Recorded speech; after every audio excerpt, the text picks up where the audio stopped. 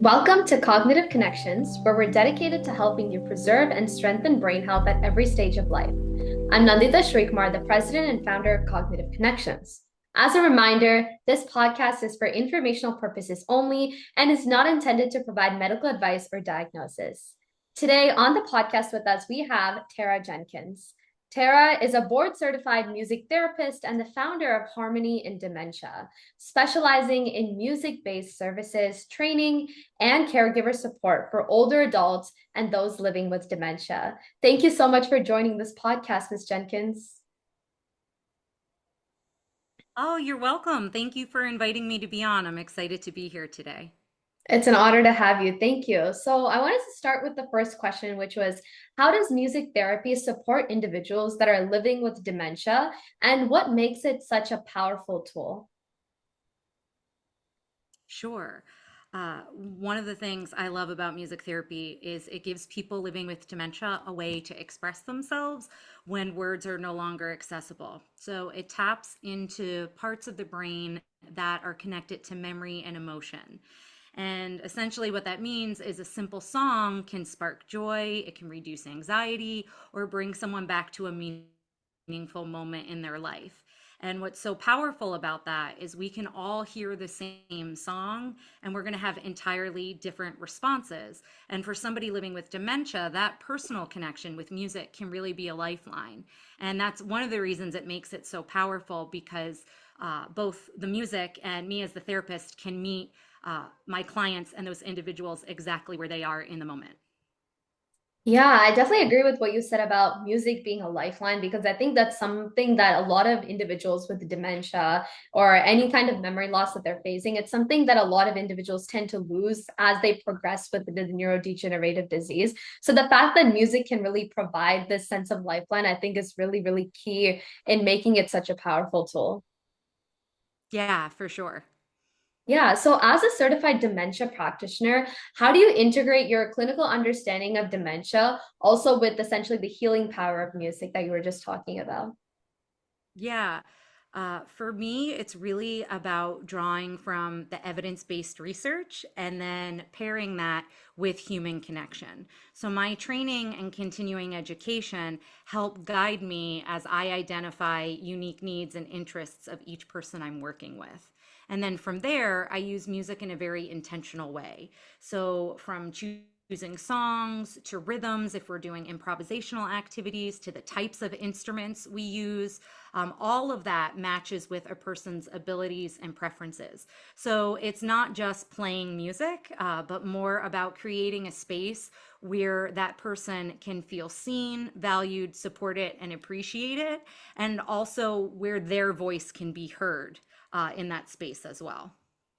Yeah, I think that's such an amazing answer because I feel like those individuals that have dementia often have the issue of where they feel like they can't actually be sometimes valued because other people don't exactly know what's going on. You know, a caregiver might only be able to offer so much support, but at the end of the day, the caregiver themselves isn't necessarily living through that dementia experience. You know, they're there to guide the person, but they're never actually in their shoes. So I think the fact that music can provide that and really give them the sense of them feeling valued. I think that's a really important key aspect of music.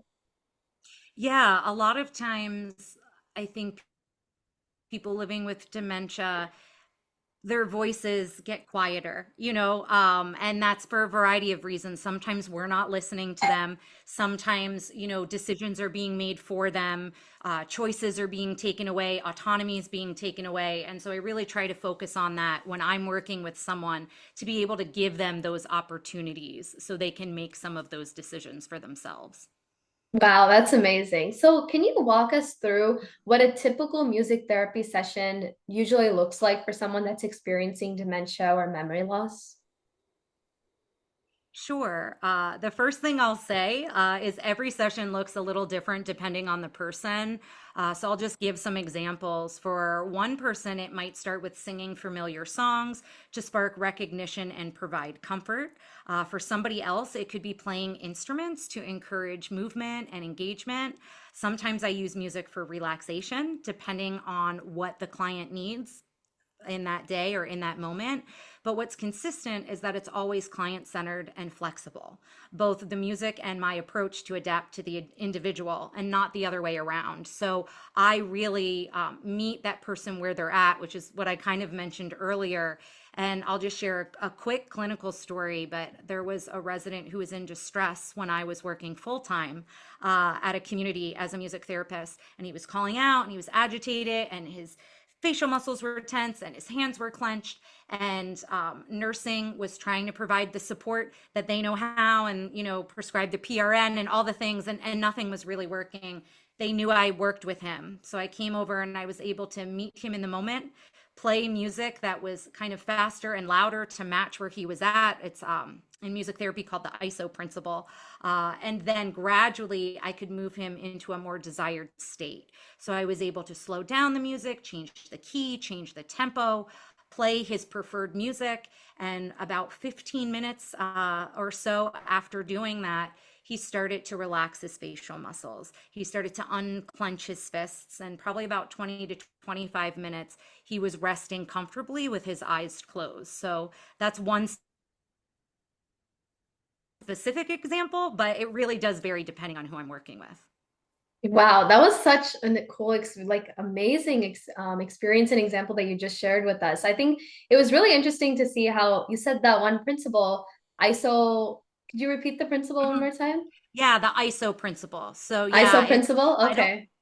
I don't know that I'll have the definition exactly correct, but essentially it's meeting somebody where they're at and then bringing them to a desired mood or emotional state Yeah, it through was really music. interesting how you said like the very fast tempo to meet his agitated pace and then slowly bringing it down. I think that's such a cool aspect of music. And I think I can definitely allude to that. Like I used to play violin, so I've definitely Hmm. seen it where, you can use a very fast-paced tempo to also match your own mood. And I think one thing that you said that really resonates is how your practice really changed with each individual. The fact that each individual isn't the same and giving each of those patients a very unique experience. I think that's something that music can definitely do.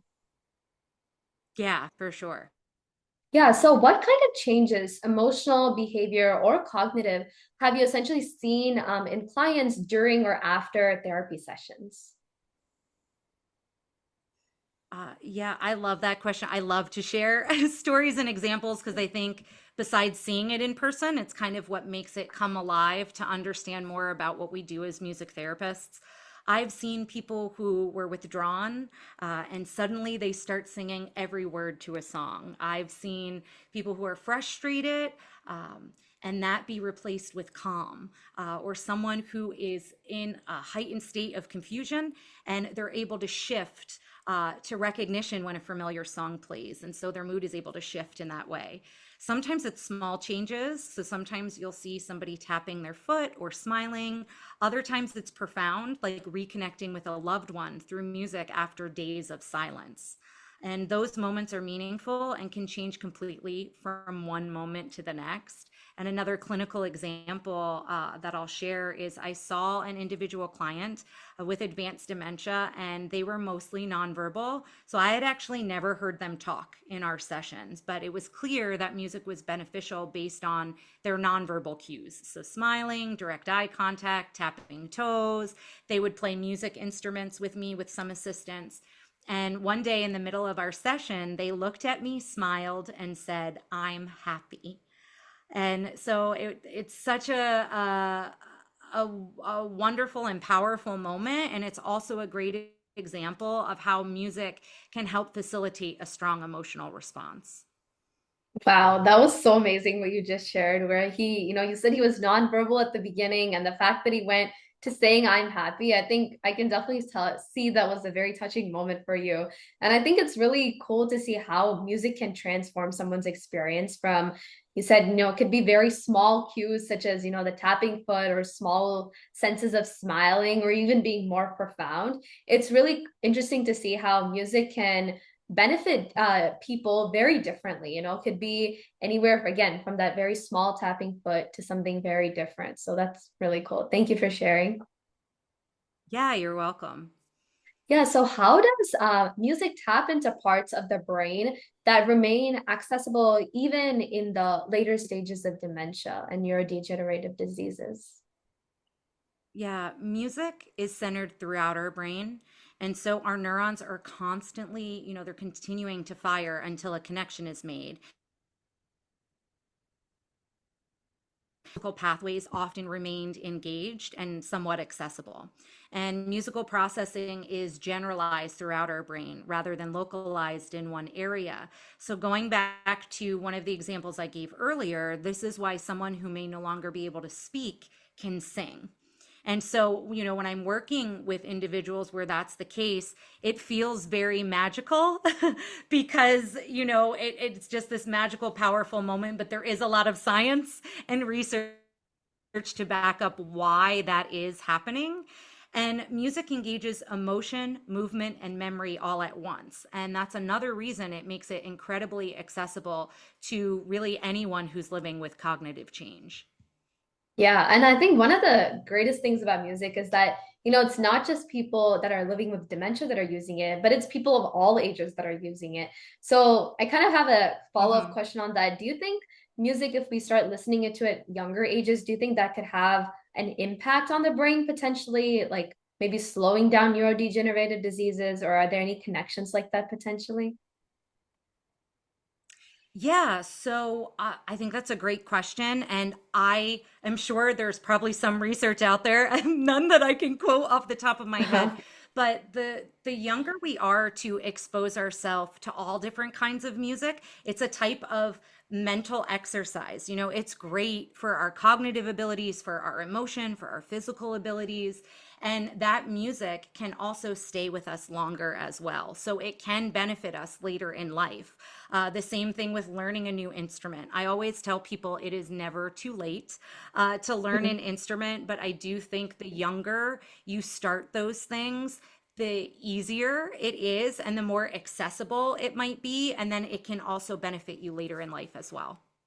Yeah, I think what you just kind of said really alludes to the idea of cognitive fitness that cognitive connections follows, like part Yes. of our five pillars. So again, learning the new music, learning new instruments, also tying into like learning new languages. I think that all like really helps a child's brain grow, fire those neural connections.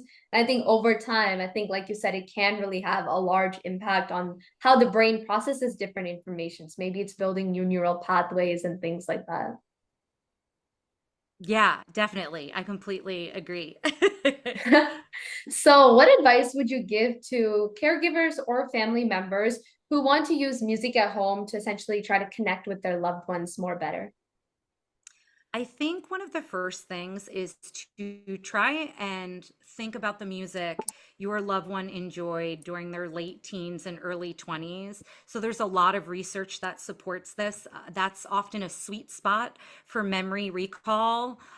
So that's a great starting point. If I was talking to music therapists, I would say you want to explore outside of that box. And even as you share music with your loved one, don't be afraid to share music from other decades and genres. But if you're unsure of what their preferences are, that's a really good place to start. And then try playing it during different times of day. So you might try it during calm moments and incorporate it into your daily routine, such as getting ready for the day or maybe during meal times. And then pay attention to their responses. If they light up at a song or start singing or smiling, make a note of that, but also make a note if they don't like a song. If their hands are over their ears or their arms are crossed or they verbally tell you no thank you, that's information is just as important. And I think above all, when you're trying out music, you really want to share the experience with them and let them make choices about the music that's shared. So if they're singing, if they're dancing, can you join in? Can you mirror their movements and move along and dance with them? Or maybe they just want to sit and listen quietly, and that's okay too. It's not about performance, but it's really about connection. And I think those are probably some of the best ways to get started if you're not sure where to start with sharing music.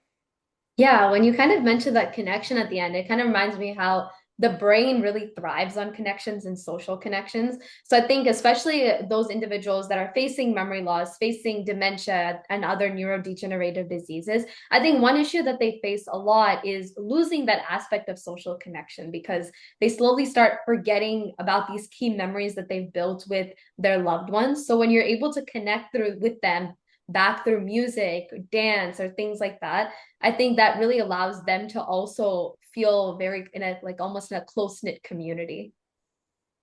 Yeah, and music, one of my goal areas that I focus on and trying to combat isolation. And that can be social isolation. That could be somebody who's physically isolating themselves, deciding they don't want to come out of their room or they're not leaving their home, and so music can really be a great way to have them socialize again. Sometimes it's just socializing with me, sometimes it's socializing with peers, and then other times it's connecting and socializing with family and friends in their lives. Yeah, that's definitely really an amazing power of music. So, are there any specific genres, rhythms, or types of music that tend to be the most effective for memory recall in older adults? Yeah, it really depends on the person. But going back to what I said earlier, often, music from young adulthood. So that's really anywhere from age about 15 to 25. So, you would just do some math of, either the person's age or when they were born and then kind of figure out, okay, what decade were they in at that time period. So for some people, it's jazz standards and musicals. For others, it might be Motown and rock and roll. For somebody else, it might be country all the time. That might be what they really want. The other thing I would mention is music that was shared in the home they grew up in can be beneficial. So sometimes it could be popular or preferred music from their parents or guardians, youth or their time period, that songs were popular. So I give an example that I typically give this example. I had a client who, if I had done the math, was technically too young for the song Sentimental Journey by Doris Day. But it was very important to him because his mother sang it in the kitchen while she cooked. So it was a song that he deeply connected to. And we actually ended every session with that song. And had I ignored that preference from him, strictly focusing on, age related music, I might have missed out on a beneficial connection. The other thing I would say is rhythms with a steady beat can be helpful for movement. So some examples could be When the Saints Go Marching In, On the Road Again by Willie Nelson, or Dancing Queen by ABBA. And what's most important, and I'll probably repeat myself here, but personal preference. What is the music that they enjoy? Music that was meaningful in someone's life will usually be the most effective. Yeah, I think what you kind of said really does make sense because when you talk about those like preteen to young adulthood ages, I think that's when a lot of major life changes happen. You'd be entering high school, you'd be entering into college, and then you'd be graduating out of college, potentially getting into a job. So I think when you really go back to all of those very influential moments in someone's life and try to kind of stem from the different music sources that they would have been listening then. I think that really not only helps them also potentially remember those different scenes, but really allows them to connect back to those very loving memories that they probably had. Yeah. So, can music therapy also serve as a preventative or brain boosting tool for healthy aging, not just for those with dementia? Yeah, absolutely. It very much can. When we think about optimal aging, music can be highly beneficial because it activates diverse brain networks. So, our cognition, our emotion, motor control, and attention. Music can help reduce stress, it can improve mood, support memory, encourage physical activity, and even lower blood pressure and reduce respiration. And active music making, like singing or learning a new instrument, like we were just talking about, can be especially powerful because it challenges our brain in new ways. So, in this regard, music isn't just for therapy, but it can also be for everyday wellness.